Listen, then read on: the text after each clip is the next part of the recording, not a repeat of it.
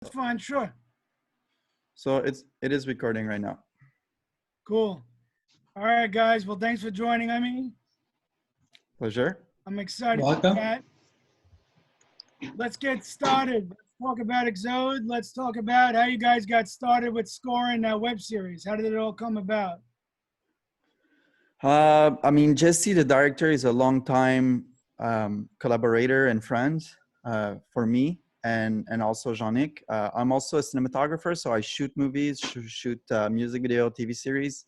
So I started working with Jesse, the director, as his cinematographer, and from there, because I also have a band with Jean-Nic and make music.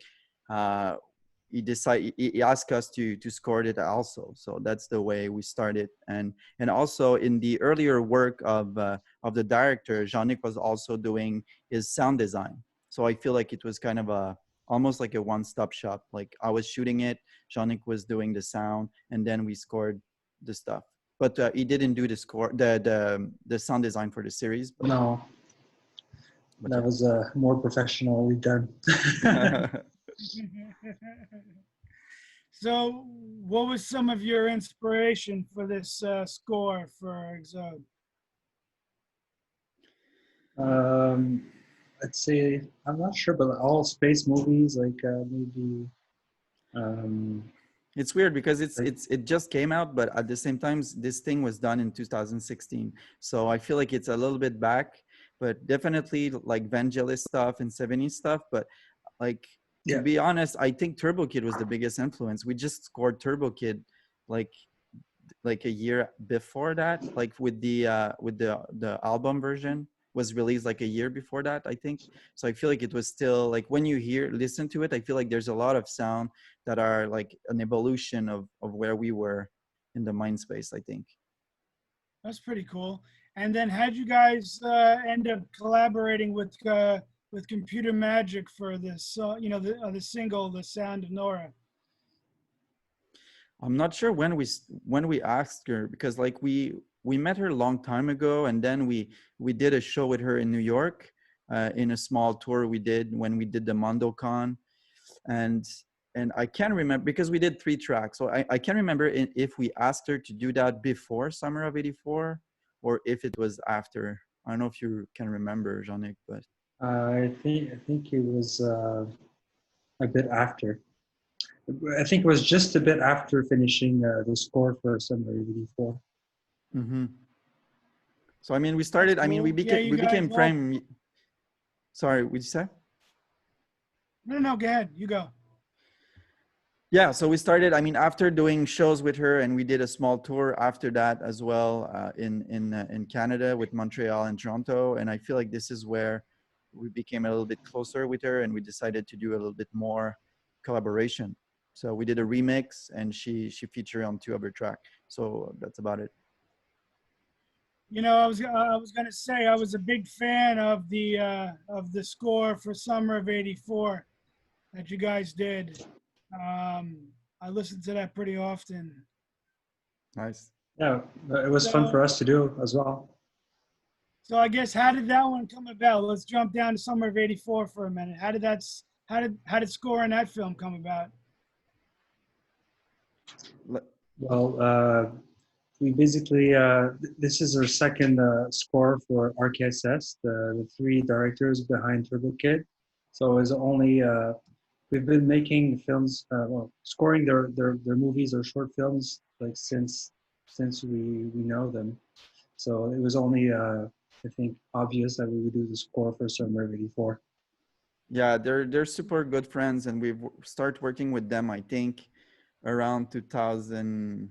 I started like before the band was existed. So I was shooting their shorts, and Jean-Nic was doing the sound design. Like we were roommate back then. So like I was shooting it, color grading it, and Jean-Nic was doing sound design. And after that we started a band, and at some point for the short film they needed like the rights of the music to go to festivals. So they asked us, oh, can we use some of your track you did? And back then was just the 2 track we had ever done in 2007. So we said, yeah, you can use our track. And from that, after that, they did another short that I shot, and Johnny did the sound design. And I was like, yeah, maybe we should just try to actually score those short film. And it started like that.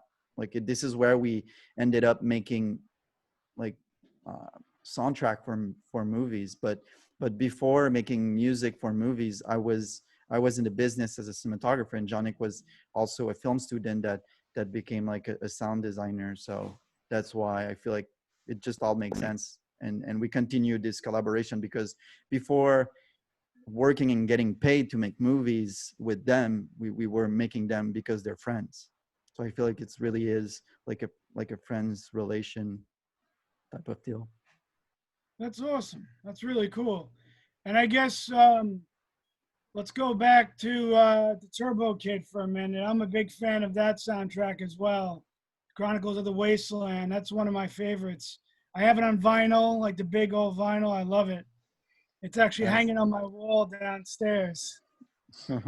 Nice. And yeah, believe it or not, I'm not bullshitting. I'm being serious. It's pretty cool. So, what did you We're guys? honored.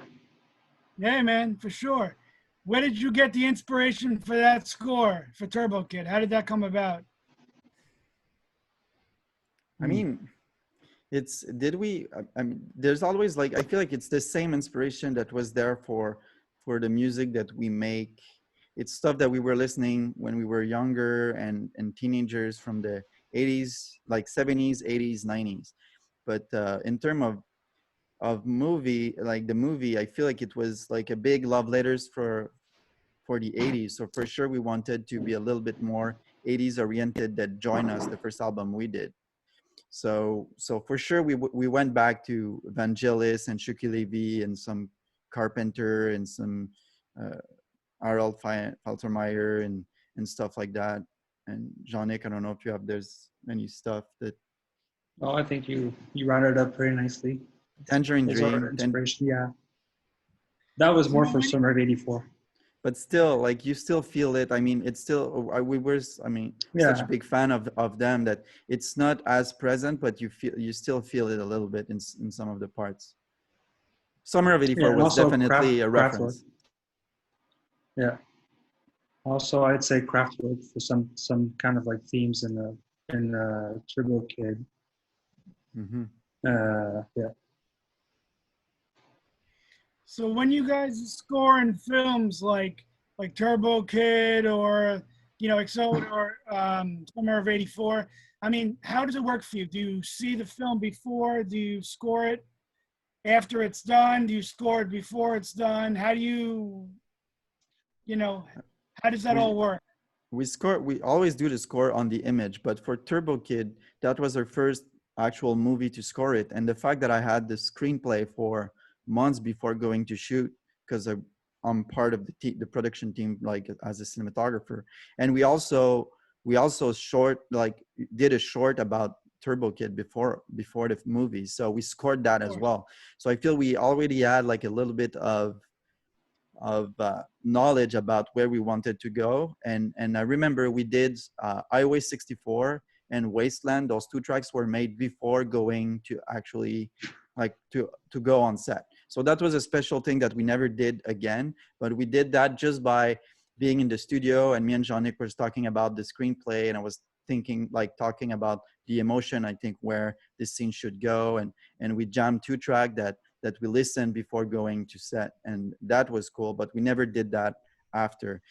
And then it's just like your typical scoring on the image. The big difference I feel that we have is because I'm so close to the director, and the fact that I'm on set and shooting it with the actors, I definitely know like the where we need to go emotionally and what the directors wanted to do. Sometimes I remember in Summer of '84 there's some scene that I actually decided to shoot it in a way because I knew where me and Janik would go to for the scoring. So it's also affect the way I shoot stuff now more than the way around. I was going to bring that up, JP. I guess like you said, you've scored not only Turbo Kid, Summer of '84, XO, but you're also the cinematographer. I guess for you, how is it working from that side? Um, you get to I mean, juggle it's both hats there. It's really cool. Normally, the only thing that like was a little bit more complex is when you go in post, because normally when you do, especially on indie movies, that everything is crunch and trying to do like real quick turnaround. What's hard is I'm normally doing the grades, like I'm with like the colorist and in the suite and grading the movie, and at the same time they're scoring it. So I feel like this is where I need to, and especially when you have a movie that's post production is in New Zealand, like Turbo Kid, or Summer of '84 that it's in Vancouver and we're in Montreal. So I needed to juggle around, but Summer of '84 was done really well. We did everything in the studio, and when I was grading, Jean-Nic was just mastering and mixing stuff. That anyway, that's not stuff that I do normally. It's always Jean-Nic that does that part, so we could work remotely that way. So it's not too hard.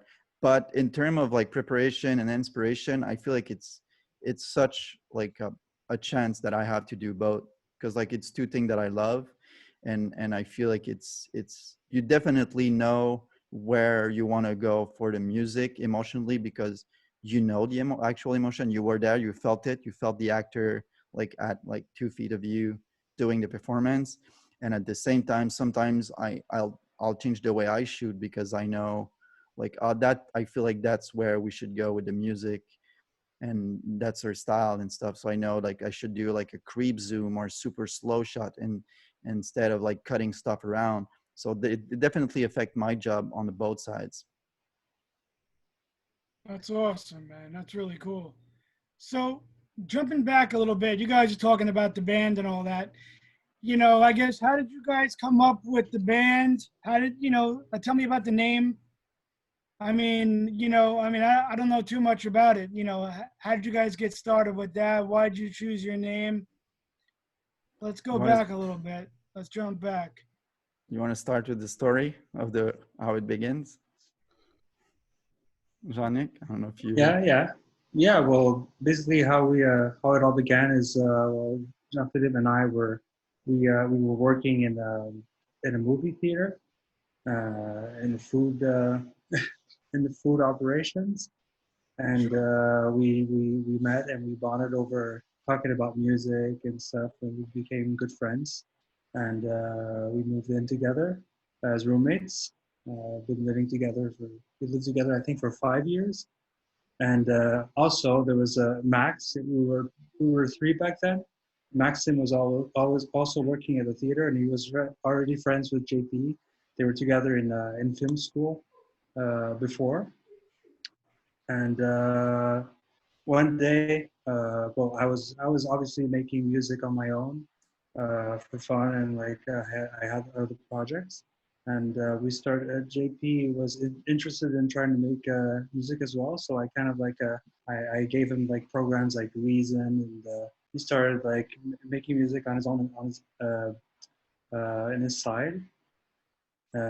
And then also there was an event that happened that Maxim, someone broke in his apartment, and he basically he had like he had like a Moog, a Juno, like he already had instruments, but the guy Like just 10, took 10 I think guitars. he had 10 guitars. He was a gear freak. He's always, like he always has been.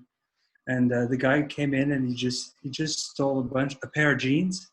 What did he steal? A CDs and a pair of jeans, Xbox an CDs, a Xbox, pair of jeans, some like des draps. Comment tu dis des draps? Des like bed sheets. yeah, bed sheet, just to What? take Bed to sheets. put the stuff in it, I guess.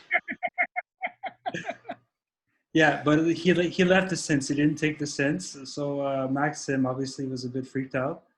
So he brought all the synths to our place, and I was super excited, obviously. And I think that day we just got together and we jammed the song, and that was our first release. Was a Piège de Cristal, I think. Yeah. So yeah, he was really scared that the guy would come back to buy like to steal like all his like expensive stuff, because he was like, yeah, they Yeah, saw everything now, so they're just gonna come back and steal like the Moog and the guitars. And so do you want the Moog and the Juno, just so that way it's out of my place for a couple of weeks. I was like, yeah, just bringing it over. And he brought it over. We hooked it up in Johnny's room, and we jammed, the three of us, and it was the first track. And we said like, oh, maybe we should just continue doing this. And it Yeah, started like that. So that was the band. And also Max, that it's still a good friend from us, that he's not in the band anymore, but he was also the sound mixer on set for Turbo Kid. So it's weird. That's Like cool. it's still like it was not part of the score at all, but he was still there because he's still part of the family, you know. That's cool. That's really and cool. and JP can explain how we came up with the name. Oh Yeah. yeah. So I mean, you know, the name is just like, you know, it's like any names, I guess. You're just like trying to find something, and there was like this expression, French expression, that's Matos. So it's like this stuff, like gear or whatever. So like that was kind of our obsession with gears. And like if it's in the film business, I'm obsessed with cameras and lenses. Max with sound recording stuff. And when we make music, it's like all the fucking stuff that you have like all around you, like synths and machine. Effects and And pedals and yeah, that's it. So it's like it was just making sense to use that. And it's like an expression that we used to use when we were kids. And it's also like we used it because it was in a French dub version of the movie Weird Science. So in Weird Cool. Science, when they talk about the computer, they say like, oh, le matos. So they like your stuff. So when you hear, Yeah. if you see us live and you hear like sample of saying her name like le matos, it's from the French version of Weird Science. That's Yeah. really cool. See, I'm glad I asked that. That's awesome. That's cool, man. So, let's see. What else do I got? So let's see. So talking about jumping back to Turbo Kid for a moment. I'm also a big fan of the song No Tomorrow, right? I was just listening to it before we got on the call here. I guess tell me about that song. How did that you guys did the video for that? That was a pretty cool video too. How did that one come about with Pause? I mean, we wanted to make like a typical, you know, every 80s movie add like a theme song, like Goonies with Cyndi Lauper. You know, I feel like we needed like a proper 80s vibe song with a singer. So we wanted to do something in that style. So Paz was one of the person we wanted to work with. We liked her voice, so we think it was perfect. We looked it around as well. We were like, maybe we should try to get Frank Stallone and like bigger stuff like that, but it was like impossible to reach them. But so we went with like your typical like poppy like singer. And Yeah, Paz was still small back then. Now she's like a big producer for big, like super big artists in England, like Dua Lipa and stuff like that. But yeah, so she was small, so she was easy to reach out, and that's it. I asked her, send her a link to the movie, and she was in. that's awesome. That's really cool. So looking back on these albums, like Turbo Kid or Summer of '84 or EXODE, what would you say were some of your biggest challenges that you guys faced on when you were creating this music? I think for Turbo Kid that was the hardest because I have a job, I have a day job, so I couldn't take days off, and we were doing the score in JP's apartment, the one I used to live with.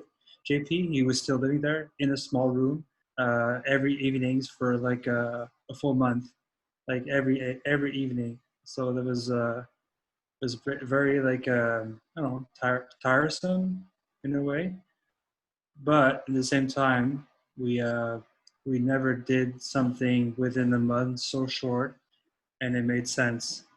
It was I don't know how to explain it, but usually Yeah. we take so much time to make music, and people are waiting for our tracks, and that's why we had an album called the first album coming out was called Coming Soon, because it was kind of joke into itself because it was so long for people to wait for our tracks, so we just decided to call the album Coming Soon. So that the fact that we did that in a month was amazing at the same time. It's like the hardest and it's the hardest thing to work in such a small uh, period of time, but at the same time, it was a good thing. It's just it's painful, but that's the right way to do it. Summer '84 was same thing. We done it in a month. So we worked like in day, and Johnny didn't work two jobs. Because like I remember like last day of Turbo Kid that we did the score. I Exactly. remember if you have seen her logo, like we have a big neon sign, an actual neon sign with the hands, and it was in this room because that was kind of her studio. And I remember that light was like bright like all night. We did an all-nighter, and I turned around and I saw that actually the sun was coming up, and we did like a 25 hours straight, and Jonik was going back, I think, to work. I think you didn't go, but he was supposed to go back to work like without Yeah. sleeping. And the late afternoon we were actually going to see the score on the movie with the director in a sound stage. So Oh, not cool. sound stage, but sound recording place. So it was like kind of a Yeah. crazy last day, and it was like Yeah. the It's a worst thing. crazy Like rush, crunch. I had neighbors like that. I remember the neighbors coming down pissed because we were making noise all night long, making the score of that movie. It's ridiculous. It was just definitely like in a super small room, not a proper studio at all, just a desk and bunch of synths. It was like a weird, like it's when you think about it, where this score went, and like going to Sundance and bigger stuff, and you just think of where we actually did that score.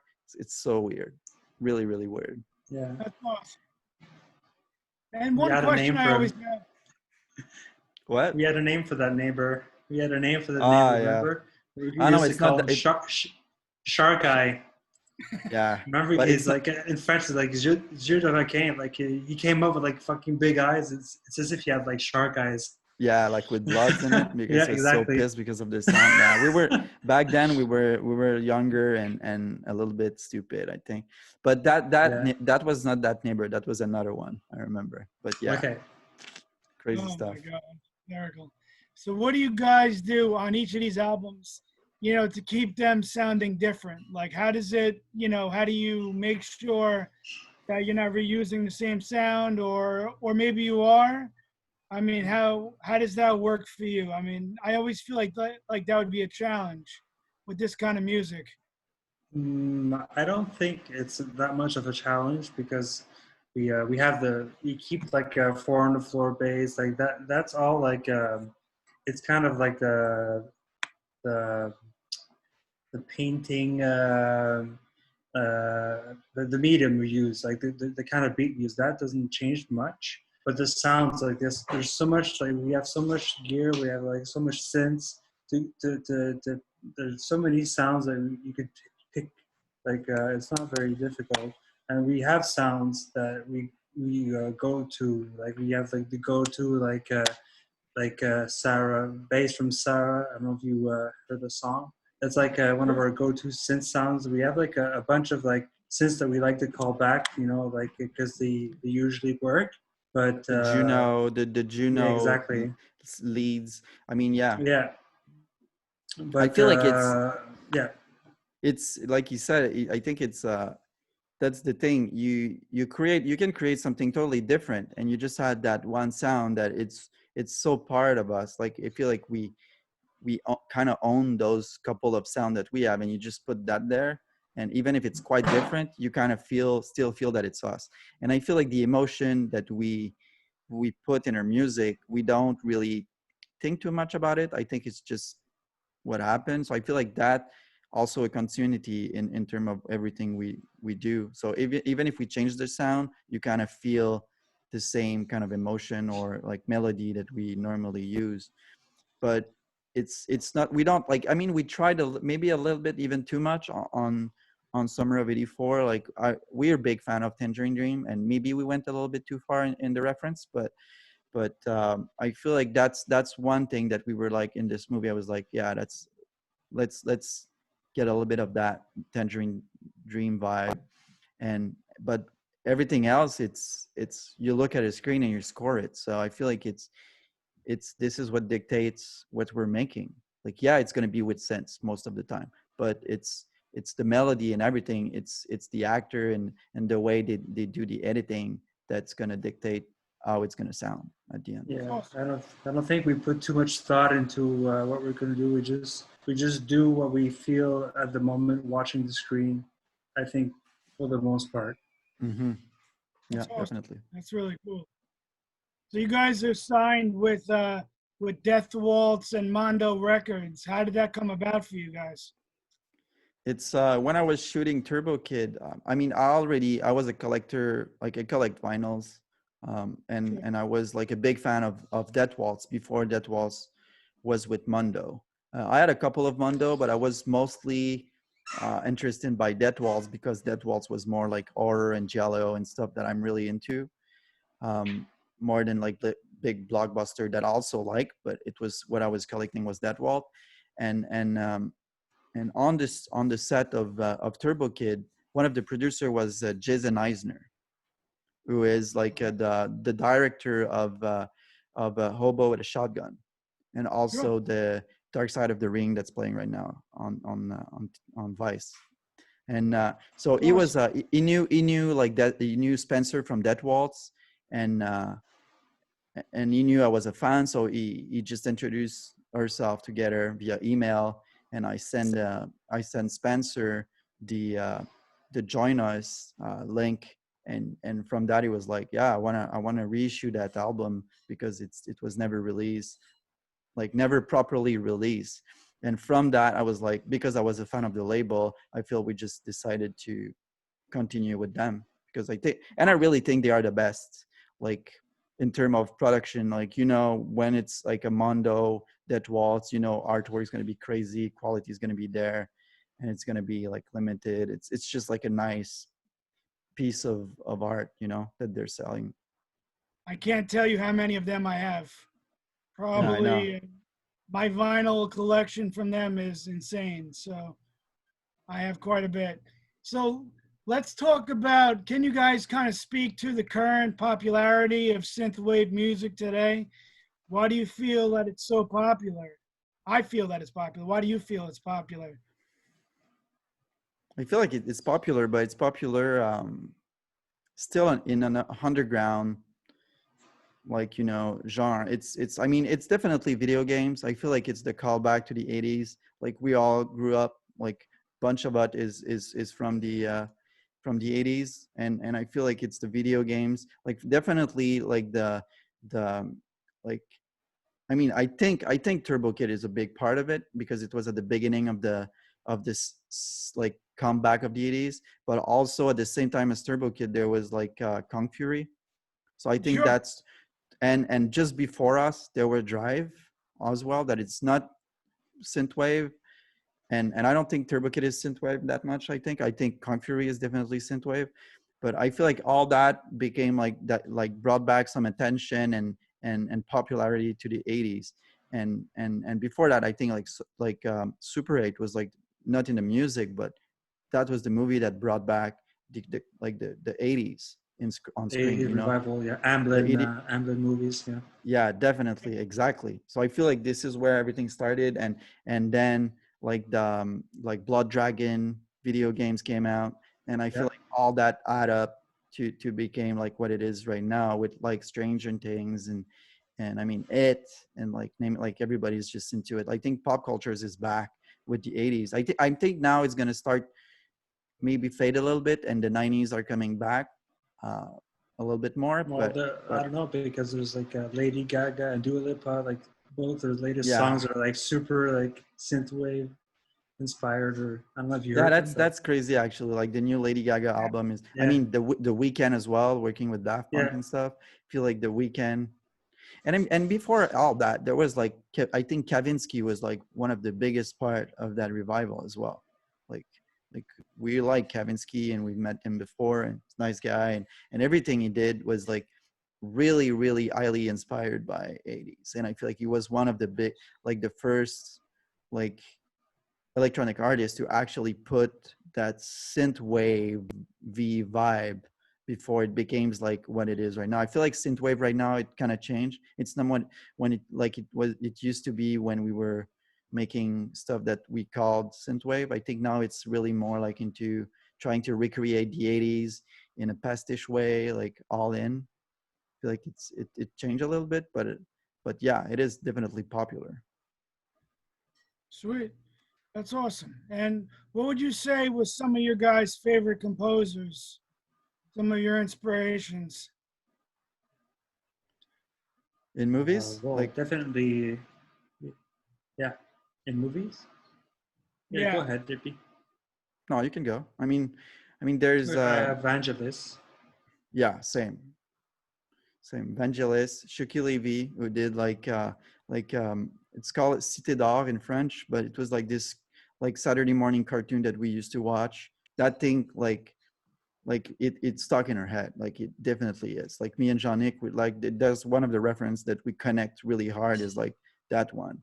But also um I mean, like Thomas Newman, like early stuff of Thomas Newman. I feel like I love like the guy with one red shoes and Seeking Susan or Seeking Desperately Susan. Like like that stuff that really feel like Tangerine Dream as well. And Tangerine Dream was like a huge and Goblin, like all the Giallo guys, definitely. Pino Donaggio, like that Buddy Doubles.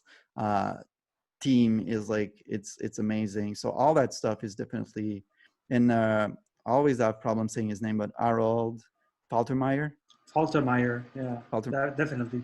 yeah, Yeah. that guy is like huge. Like it's everything he did. Marauder, Yeah, Georgia Moroder, Marauder, Jan Hammer, uh, Jan Hammer, yeah, definitely.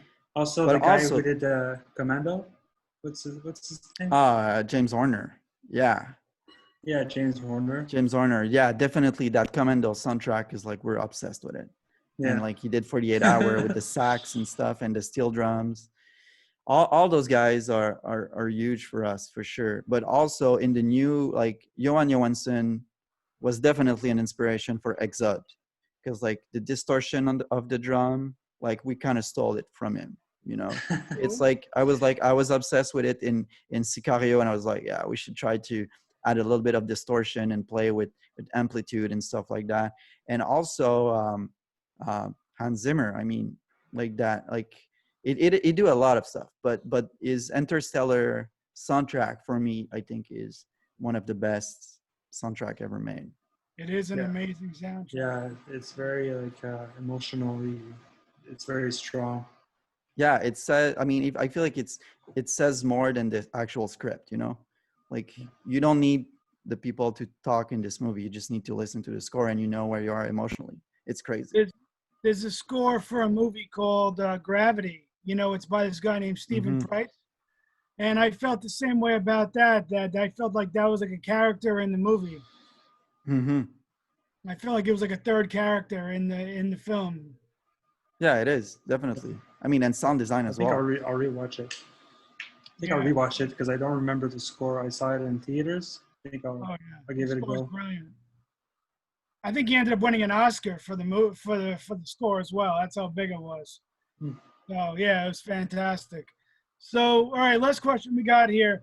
What do you guys got lined up for the future? Anything coming up that you can sneak peek us on? We're back in the studio, so we're making a new album. Definitely, when it's gonna come out, we don't know. With Coming what soon? everything's, yeah, Coming exactly, soon. coming soon. But with the Yeah. pandemic and stuff, we don't have like a home studio and we cannot work remotely. So we try to go to the studio safely and do it like not too long hours and stuff like that. So it takes a little bit more time, and we're trying to build just a live set to do like a live stream show that That's we want to cool. do in our new studio. So that's gonna come out as well. And we have a bunch of like score down the line that I know we're gonna make that we can talk about. But there's definitely more stuff coming from us. We're back. We're definitely back. Any chance of a Turbo Kid 2? I've been waiting. Same. We are waiting as well. We're ready. Yeah, We're We ready exactly. need to do it. it. Yeah, that's it. We need Turbo Kid 2. Come on, we got to get that made. Yeah, it's you guys. It's all the fans and everybody that likes the movie that can make it happen quicker. Because like there's a script. There's stuff like online. And IMDb says it's in the production. So we don't have a lot of information, but I feel like if fans push, like money's gonna come for sure. Wait, that's Keep cool. pushing. Yeah. Well, I'm excited for the new album. I wish you guys best of luck. I appreciate the time. Cool. Thank you. Thanks. And I just wanted to say thanks again, all right? Thank you, Thank man. you. Thank you for your time. All right, sweet.